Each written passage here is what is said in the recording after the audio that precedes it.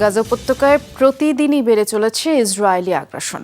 বুধবার খান ইউনিসে দিনভর বিমান হামলায় 40 ফিলিস্তিনির প্রাণ ছড়ে। গাজার দক্ষিণাঞ্চলে ব্যাপক স্থলাভিযান ও বিমান হামলা চালায় ইসরায়েলি সেনারা। সাবরা এলাকায় বর্বর হামলায় নারী, শিশুসহ অন্তত 3 ফিলিস্তিনি নিহত হয়। গুরুতর আহত হন আরও অনেকে।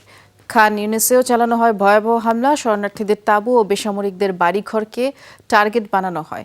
মঙ্গলবার তেল আবিব লক্ষ্য করে ফিলিস্তিন ভূখণ্ড থেকে রকেট ছোড়া হয়।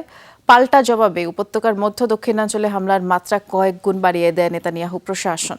বিগত 10 মাসে গাজা ইসরায়েলি হামলায় প্রাণহানির সংখ্যা 40,000 ছাড়িয়েছে।